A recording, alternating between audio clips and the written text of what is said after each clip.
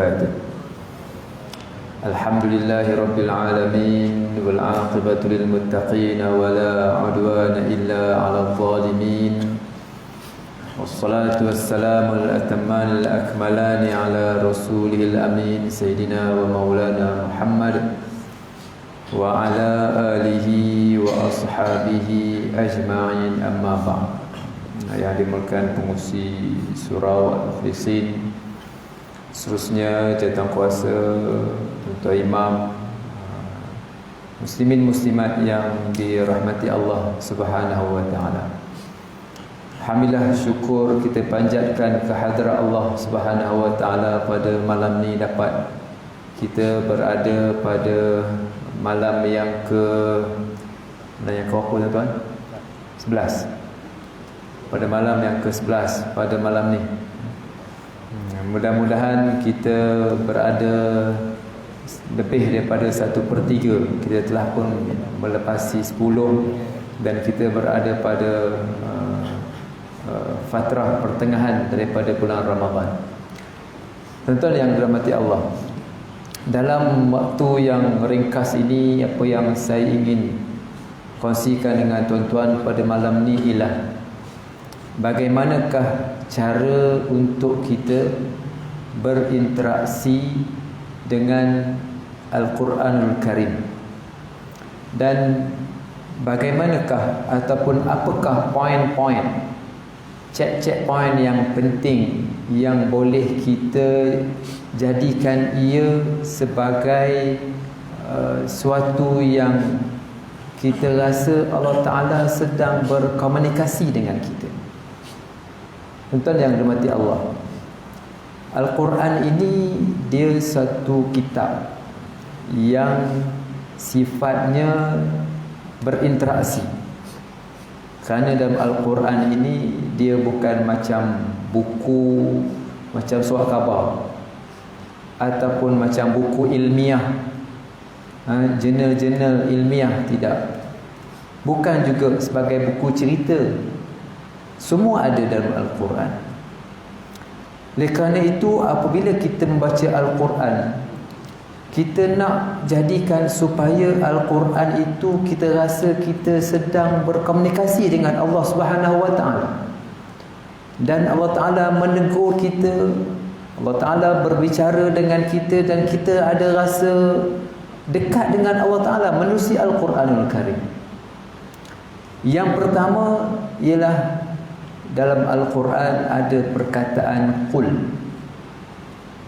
Ada perkataan qul. Qul ini apa maksudnya, tuan-tuan? Katakanlah. Katakanlah ni ditujukan kepada siapa?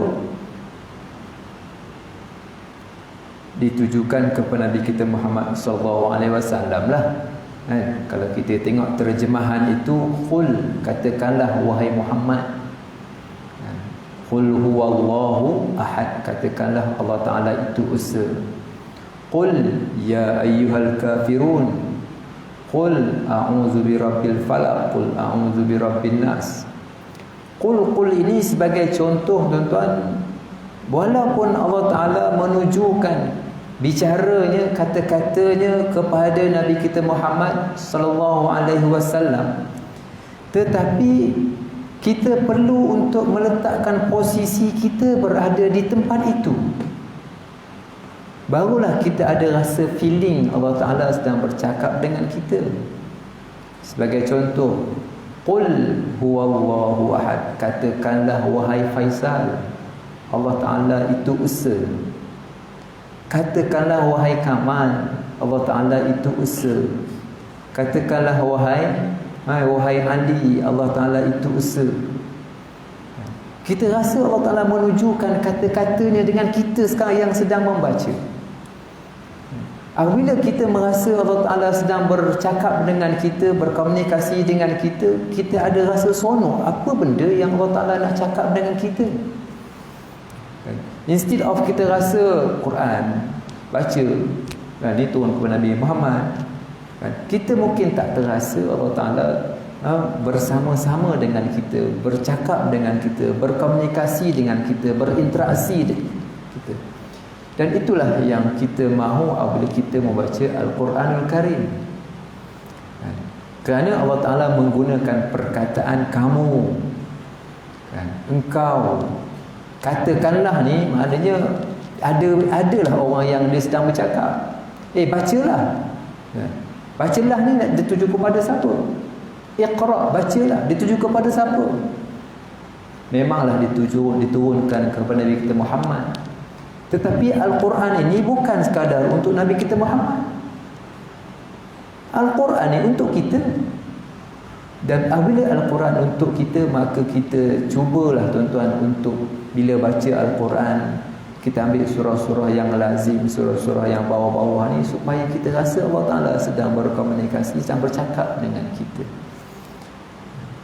Begitu juga kita ambil surah daripada Qul a'udzu birabbin nas, ada Qul a'udzu birabbil falaq, Qul huwallahu ahad. Kita ambil pula surah yang atas sikit, surah Izaja.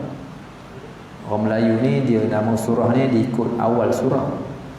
Surah Izaja, surah Tabat Yada. Surah Izaja ni surah apa tuan-tuan? Surah An-Nasr. Surah An-Nasr, surah Izaja. Dalam surah Izaja ni Allah Ta'ala sebut, dalam surah An-Nasr Allah Ta'ala sebut, wa ra'aitan nas yadkhuluna fi dinillahi afwaja. Kamu melihat ramai manusia masuk dalam agama Allah Ta'ala ni beramai-ramai. Kamu melihat, siapa yang melihat? Kita lah. Idza jaa nasrullah, apabila datang bantuan Allah Ta'ala, kamu melihat ramai orang masuk Islam. Siapa yang melihat? Allah Ta'ala sebut kamu melihat. Siapa dia? Kita. Kita ambil surah yang seterusnya, surah Qul ya, ataupun surah Al-Kafirun. Qul ya ayyuhal kafirun, katakanlah wahai Muhammad, hei orang-orang kafir. Siapa yang perlu disuruh? kita lah, yang Allah Ta'ala panggil. Kita ambil surah seterusnya, Inna a'tayna kal kautsar, surah Inna a'tayna. Wahai Muhammad, kami telah memberikan kepada kamu nikmat yang banyak. Siapa dia yang diberikan nikmat yang banyak? Kita lah. Kita lah yang Tuhan beri nikmat yang banyak. Inna a'tayna kal kautsar, sesungguhnya kami telah memberikan kepada kamu banyak nikmat. Fasalli li rabbika wanhar, maka kamu sembahyanglah, selawatlah, wanhar, dan sembelihlah. Sebab kita telah pun diberikan banyak nikmat oleh Allah Subhanahu Wa Taala. Allah telah bercakap dengan kita. Surah yang seterusnya, surah Ar-Ra'd, surah Al-Ma'un. Ara'aital ladzi yukadzibu bid-din. Kamu tak tengok ke orang yang mendustakan agama? Siapa yang tengok? Kitalah yang nak kena tengok. Siapa dia? Allazi yukadzibu bid-din, orang yang mendustakan agama. Fadzalikal ladzi yad'un yatim, orang yang mengenepikan, yang menzalimi anak-anak yatim. Kita pergi surah yang seterusnya, surah Alam Tarakai, surah Al-Fil. Alam tara kaifa fa'ala rabbuka bi ashabil fil. Kamu tak tengok ke macam mana siksaan yang Allah Ta'ala turunkan kepada tentera bergajah? Siapa yang nak kena tengok? Kita lah.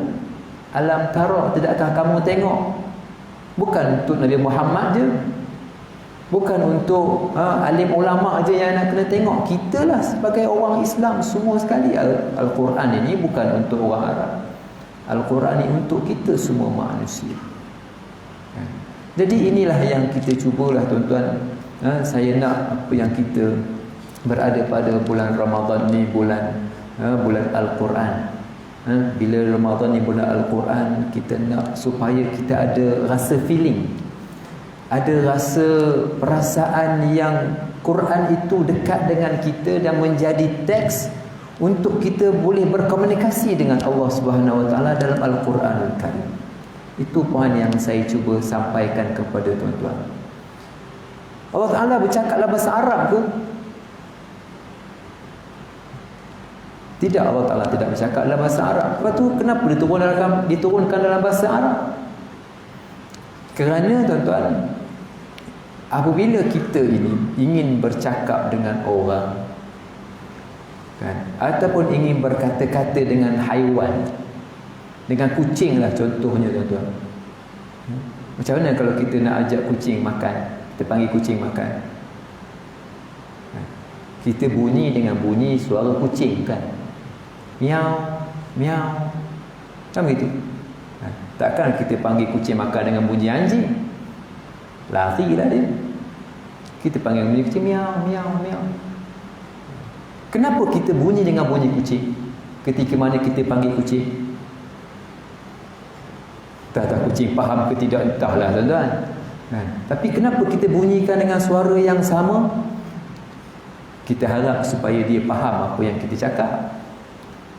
Burung, kita tengok burung terkukur, burung merobah, burung merobok, kita pun bunyilah dengan bunyi burung.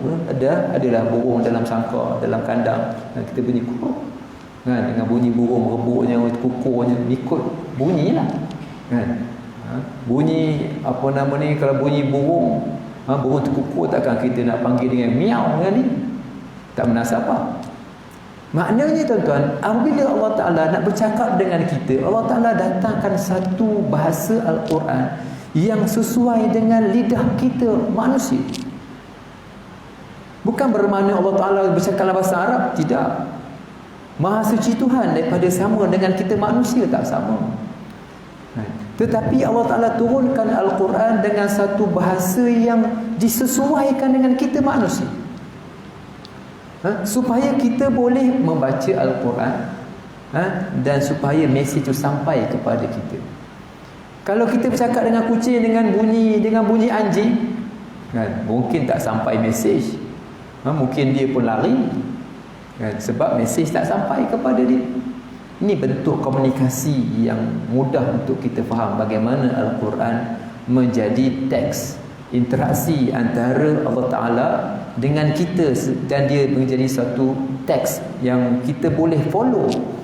Bila kita baca, kita ada rasa feeling, bagaimana Allah Ta'ala itu dekat dengan kita. Inilah yang Allah Ta'ala sebut dalam Al-Quran, dan yang Nabi sebut tentang Iqra'ul Quran, bacalah Al-Quran, fa innahu ya'ti yaumal qiyamah syafi'an li ashabih, maka dia akan datang di akhirat nanti sebagai pemberi syafaat kepada orang yang membacanya, kepada sahabatnya. Bukan sekadar orang yang baca, kepada sahabatnya. Disebut li ashabi, kepada sahabatnya. Ramai yang baca, tetapi ditujukan dalam hadis ini kepada sahabatnya. Tuan-tuan yang dirahmati Allah, itu antara beberapa yang saya sebutkan tadi, cara Allah Ta'ala ingin berinteraksi dengan kita manusia. Tuan-tuan, sebagai homework kita pada hari ini, agak-agak tuan-tuan, kita ingat tak berapakah huruf dalam surah Fatihah? Ada berapa huruf dalam surah Fatihah? Jangan Google. Mesti mau pandai ni di Google ada berapa, kan? Balik buat homework, kira ada berapa, berapa huruf dalam Al-Fatihah. Kita buat homework sikit. Dalam Al-Fatihah ni ada berapa huruf? Bukanlah mesti tahu, wajib tahu, tak, kan? Maknanya bila kita cari tu, kan, kita tahulah, kita belik satu-satu huruf-huruf dalam Al-Quranul Karim, kan? Dalam keseluruhan Al-Quran ada 1,027,000 satu Al-Quran huruf. Ini saya Google tuan-tuan, saya tak kira sendiri. Ini saya Google. Untuk huruf dalam surah Al-Fatihah ni, saya minta tuan-tuan cari 159 huruf. Cuba tuan-tuan kira, jumpa ke tak jumpa 159 huruf? Kalau tak jumpa, adalah miss kat mana-mana. Kalau jumpa 159 tu alhamdulillah. Kalau tak jumpa tu mesti ada miss kat mana-mana huruf yang tertinggal, yang nanti kita cari dah. Nanti balik-balik cari, tuan-tuan. Tuan-tuan yang dirahmati Allah. Yang pertama saya sebutkan tadi perkataan qul.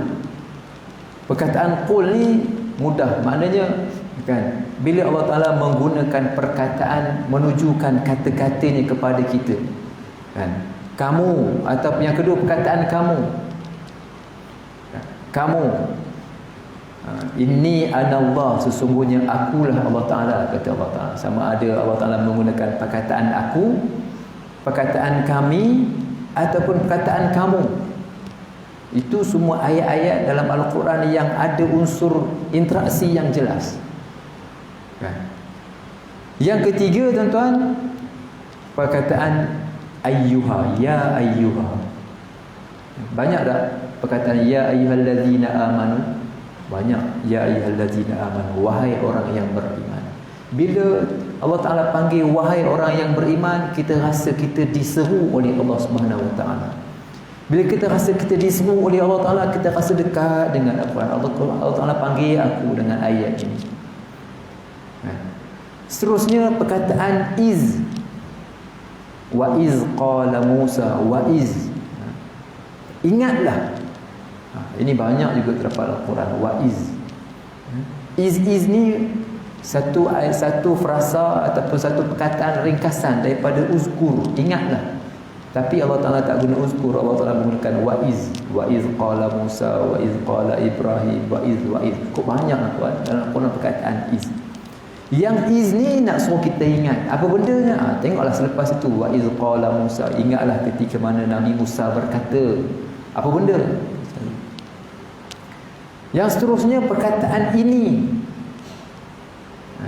Dalam bahasa Arab ini apa tuan-tuan? Haza. Haza. Ini. Ini. Inna hadzal Quran. Sesungguhnya Quran ini. Mana ni? Ini dia. Yang sedang pegang, yang kita pegang ni. Sesungguhnya Quran ini. Sesungguhnya kata-kata kamu ini. Inna hadza sirati, sesungguhnya inilah jalanku. Mana dia? Ni yang kita nak pegang ni. Quran ni dekat dengan kita. Saya nak bayangkan Al-Quran dekat dengan kita ketika mana kita membaca. Saya nak bayangkan dengan tuan-tuan, Allah Ta'ala sedang bercakap berdepan dengan kita ni. Barulah kita ada rasa seronok, rasa best, rasa nak tahu apa benda yang Allah Ta'ala sedang cakap dengan kita.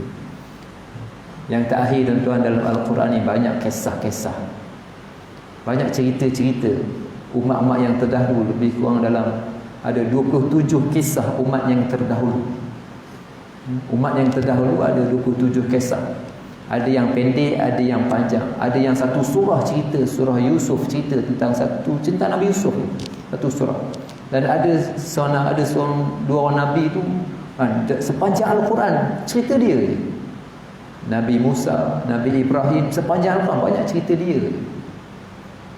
Ini maknanya kisah-kisah umat yang terdahulu. Tu belum masuk lagi cerita ahli kitab yang sezaman dengan Nabi kita Muhammad sallallahu alaihi wasallam. Banyak lagi cerita-cerita dan kisah. Cerita-cerita ni menggambarkan dialog, ayat-ayat dialog. Dan ayat-ayat dialog ni ada unsur interaksi di situ sebab dalam bentuk cerita. Kita tengok filem Hindustan, kita tengok cerita ceramah, kita tengok cerita siri bersiri-siri, kan seronok tengok cerita berbanding dengan baca. Kita tengok cerita Sultan Muhammad Fatih, cerita-cerita lah kan. Cerita-cerita ni kalau tengok buku tak best, tak kena tengok, kena baca tak. Ini dia buat cerita filem, kita tengok je kan, kita rasa seronok. Al-Quran pun begitulah, cuma Al-Quran tak datanglah dalam bentuk filem kan, datanglah bentuk teks yang boleh diulang-ulang, yang boleh dibaca-baca, yang boleh kita jadikan sebagai panduan untuk kita bersama. Ringkasnya tuan-tuan, apa yang saya ingin kongsikan dalam waktu yang terbatas ini ialah Al-Quran sebagai kitab untuk kita berinteraksi dengan Allah Subhanahu Wa Taala. Interaksi kita yang kedua, doa. Doa ni dia tak ada teks.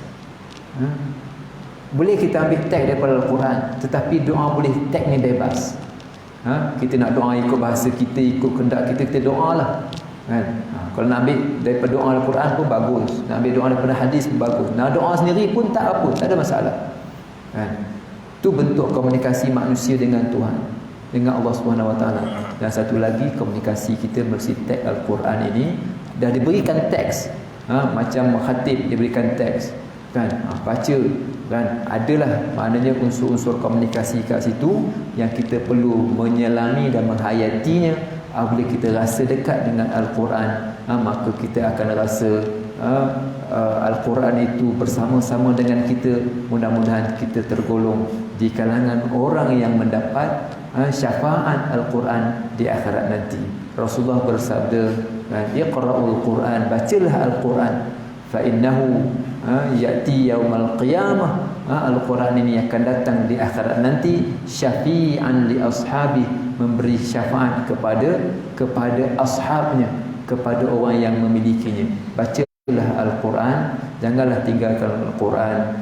Dan yang terakhir tuan-tuan ialah waktu yang sangat baik untuk baca Al-Quran, disebutkan dalam Al-Quran ialah waktu subuh. Inna Quran al-fajri kana mashhuda. Quran dibaca pada waktu subuh. Macam mana Quran nak baca waktu subuh? Tipsnya mudah je tuan-tuan. Tuan-tuan naik motor pergi surau ni, naik kereta pergi surau, sementara tuan-tuan naik kereta, naik motor pergi surau, tuan-tuan bacalah qul huwallahu, ulanglah sampai 10 kali. Qul huwallahu tu Quran ke tak ke Quran? Quran lah. Qul huwallahu tu Quran. Bacalah 10 kali, 20 kali sementara naik kereta, kan? Quran lah tu. Kan, kalau dapat duduk dalam surau dekat rumah ke, kita baca, cantiklah, lagi cantik. Nah, tapi kalau kita tak sempat, kadang apa lepas kita sahur nak sempat nak pergi surau, sementara naik kereta, sementara start tu, kan, bacalah qul huwallahu 10 kali sampai ke surau. Baca Quran lah tu. Mudah-mudahan kita termasuk dalam golongan inna Quran al-fajri kana mashhuda. Sungguhnya membaca Al-Quran pada waktu fajar itu disaksikan oleh Allah Subhanahu wa taala. Mudah-mudahan apa yang saya sampaikan ini dapat memberi input kepada saya sendiri terutamanya, dan juga kepada tuan-tuan.